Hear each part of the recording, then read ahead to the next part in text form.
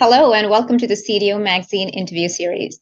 I'm Adita Karkera, Chief Data Officer for Deloitte's Government and Public Services, and I'm really excited to welcome here today my good friend and colleague, Dr. Jason Duke, Chief Data Officer for the United States Fish and Wildlife Service. Jason, welcome. Thank you, Adita. Jason, it's so nice to get in touch again here as we're doing the interview, and I'm really looking forward to our discussion, especially to kind of understand more on what your current priorities are. But first, let's just get started by talking a little bit about how your CDO office is situated within the organization. Maybe you can talk a little bit about the roles and responsibilities that fall under your office so the audience understands the situation of your role. Sure. The Fish and Wildlife Service Chief Data Officer is an Associate Chief Data Officer, reports to the department's CDO position. So the CDO position at the U.S. Fish and Wildlife Service, which I'll call the service, reports into the IRTM, which is the Information Resources Management Program, which is the IT program, for lack of a better way to say it. And so we report up through the CIO at the Fish and Wildlife Service. So the Chief Data Officer oversees a data governance board, which is an 8-member board that pulls from all programs throughout the Fish and Wildlife Service. And then we have a data science committee, which is formed of data professionals and people that are common and frequent data users throughout the Fish and Wildlife Service. And that data science committee advises the data governance board, and then the chief data officer leads the data governance board. So as CDO, I work on anything from, think of all things data, anything from metadata to catalogs to repositories to data management plans to data sharing agreements to with other agencies and bureaus and non-government organizations and public entities, and think of anything that can go wrong with or successes with data. And that's kind of what I own in my job. Well, that's fascinating, Jason. I'm every time I talk to a CDO, I hear a lot of similarities in their role, but I also always hear like slightly different differences between each organization. So you talked about this data science group that you have and the data governance board that you have. Can you expand a little bit more about the focus areas for both of these entities within the organization? The data governance board is comprised of senior staff and leaders in the organization. So in some instances, you'll have a group that's made up of subject matter experts, and that group knows everything that should happen, but that group does not have the power to implement the decisions that should be made. And so our data governance board is made up of senior leaders who then are advised by the data science committee. The data science committee is made up of almost 100 staff throughout the Fish and Wildlife Service. So in the past, we might have comprised 5, 6, 7, or 10 different committees to work on anything from training to workshops to standards to handbooks, etc. So we concatenated all those into a data science committee. So you have one large committee that breaks up into smaller sub-teams, and they will go and they will research anything from data sharing agreements to contract language to any semantic differences in terminology for what a data steward is versus a data owner. And the data science committee, in essence, is the research arm of the data governance board. And then the chief data officer serves as the chair of the data governance board. Thank you for sharing those details, Jason. Again, fascinating to hear how an organization like yours is still having a continuous focus on research as well as governance. Now, one of the major challenges I hear from most of the CDOs I talk to is around data governance, because the type of data that you deal with, the higher the governance challenges around it. Do you want to talk a little bit about any of the current data governance challenges that you are particularly focused on overcoming? Challenges for data governance often get into, for us, policies and standards. And an example of that would be policies typically are only looked at when someone's in trouble or someone wants to do something or stop something. And so for governance, you require good policies and you require effective standards. All of us work places that have standards that are pretty much out of date. And in data, it seems you have to keep these standards reviewed and updated rather frequently. For example, with policies, you would have a policy in place that might say that you should produce data that has metadata and is stored in an approved repository. However, who goes and looks at that? People always ask their friend or their scientists on what to do. And then that leads to governance issues because you could be storing data all over the place other than where you should. And then also right now, of course, we have multiple presidential memos, executive orders, different acts and legislation that kind of add complexity to the mix and makes it rather hard to govern data. And a neat thing about the U.S. Fish and Wildlife Service is our professional staff and conservation staff and biologists are so intelligent that they think of 9,000 different ways to solve the same problem. And it seems the more educated some people are, the more they want to work their way instead of the way that you should. And this happens everywhere, not just with us. And so for governance, you have to make governance to where the person doing the work feels like they are contributing to a larger collective that they're going to also get something back out of. So governance is just a really effective way for us to be able to track what we collect and to find it and to have standards that keep it all at a very high level of quality. So governance is a very big challenge because the more people you have, the more issues you can have for effective governance.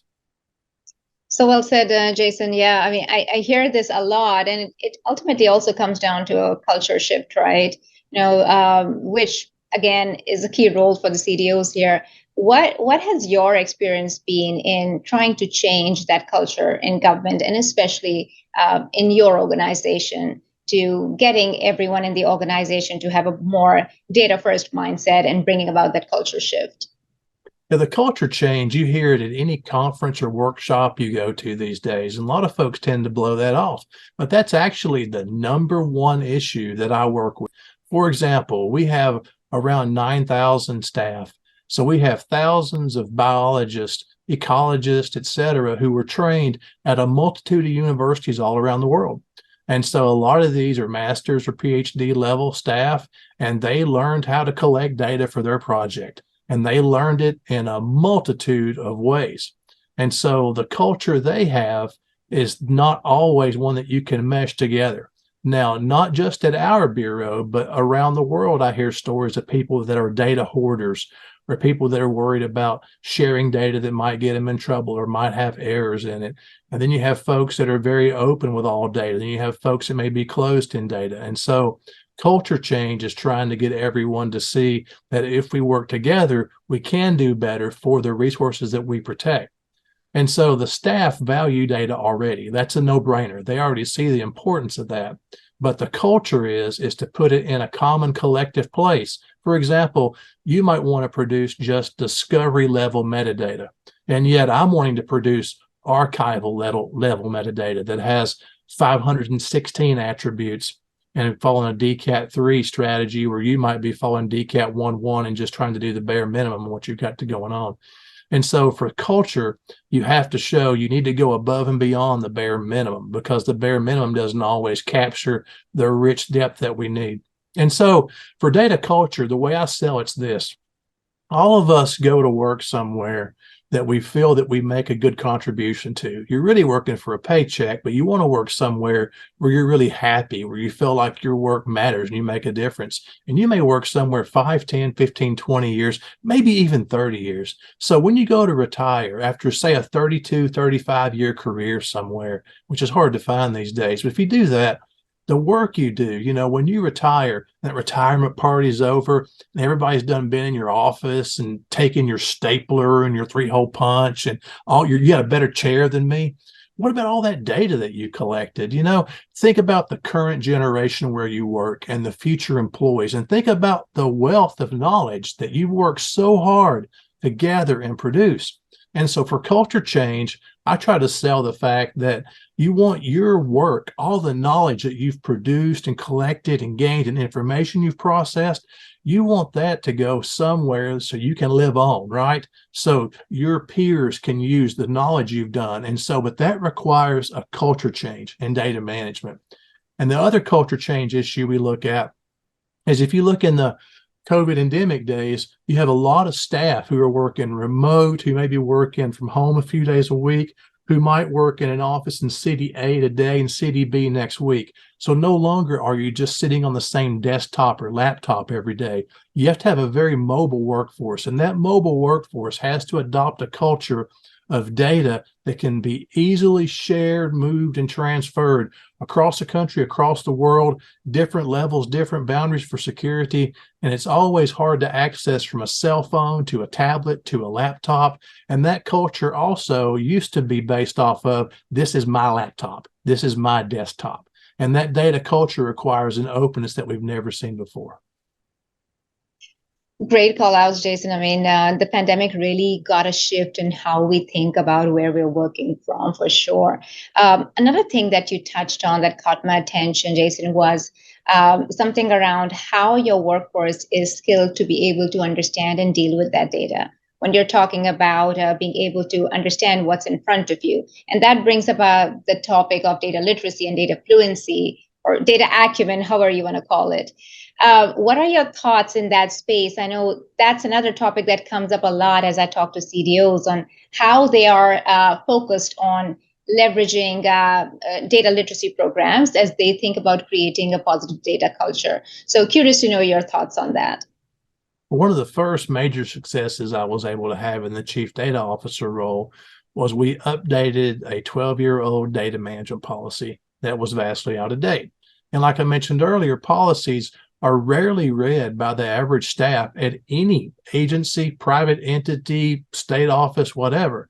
And so what we did was we worked to produce a data handbook, and that's helping our literacy. To explain it, in matter of fact, it's about a 120-page document that walks through anything from how to make tidy data, as far as how to create a data management plan, where your data goes, how to create metadata, how those are used, how to do different field data collection types, and to be able to get those assimilated into an easy to find and use place.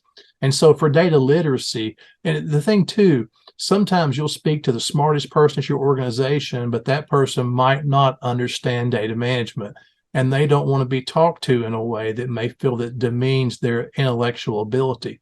So our data management handbook is what you might call a cookbook or a guidebook to be able to start from the most simple ways of doing data management all the way to the most complex. Because you got to remember, for data literacy, most people, when they hear data management, they're thinking of, are you backing up the files on my computer?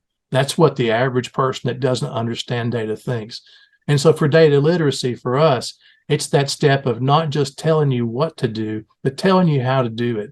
And our data management handbook was written by over 100 people and over the years from all walks of life to try to give laypersons terminology for how to do data management.